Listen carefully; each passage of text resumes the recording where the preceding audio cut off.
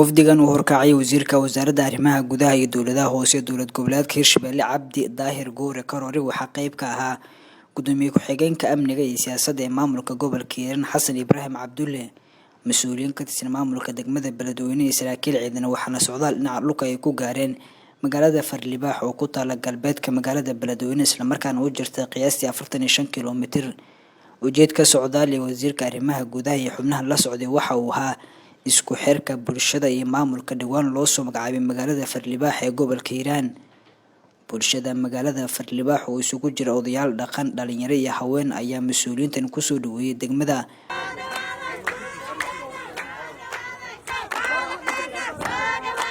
waxaana ugu horeen wasiirka hordhigan baahiyaha xilligan ka jira deegaankaasi waftiga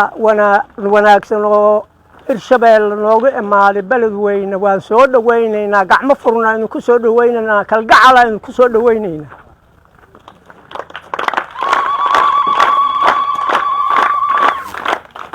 waxaan u malaynaa Farlibaax 67 aan soo degnay ragga ugu soo horeeyaan ku jiro aniga maalinkaas iyo barga inta ka dhaxaysa wasiir noo imaado waa noo kow laba nooma ah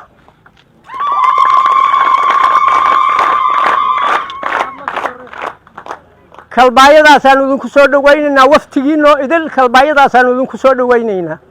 marka xigta waxaan u sheegaynaa madaxda inay baahi badan ka jirto waddankan waxaa ka jira biyo la'aan badan ka jirta sida duq u sheegay habeenkii aan ceelasha u dheelmanaa biyo la'aan darteeda loo dheelmadaa waxaan intaa ku daraynaa biyo la'aan wayna haysaa waxbarasho la'aan waana haysaa caafimaad darre wayna haysaa waxaan ka codsanaynaa madaxda Hirshabelle iyo dhammaan wafuudda isla socoto kulligeed waxaan ka codsanaynaa in ay barnaamijkaas baahiyadayna ay ilaaha dabooli kara ay daboolaan aan ka codsanaynaa waxaan kaloo inaan sheega rabaa degmada nabadda ah oo saan loogu joogo oo dhowr jeer loo soo kacdimay marka runtii idin sheega wax oo intaas oo kale inta hadda kadib laakiin hadda ka hor dawlad junda ay nagu soo bixisay anaga ma jirin marka runtii idin sheego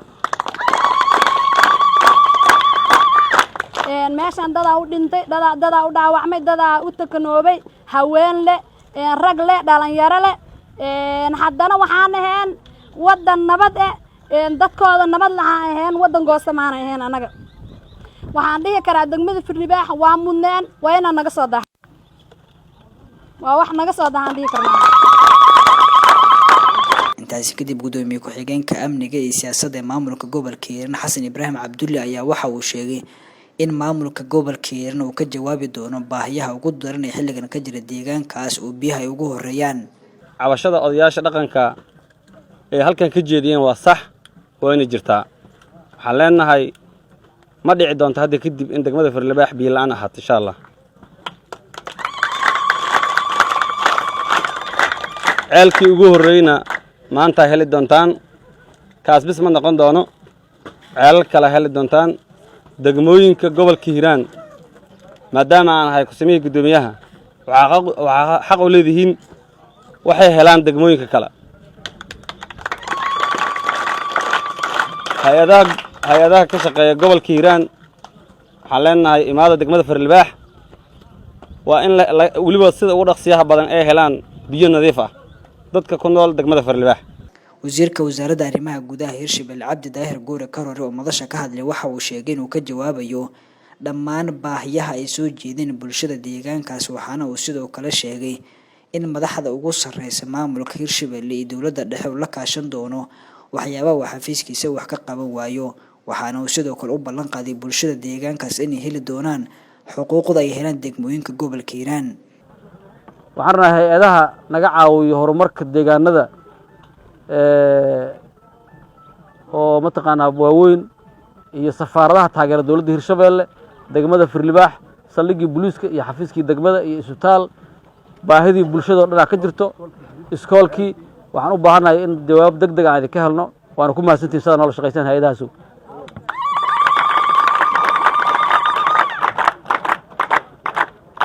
waxaan dawladda Hirshabelle siyaasadda uga taalo meeshan waa in laga shaqeeyo deegaankan marka waad la xureeyo marka labaadna dib loo dhiso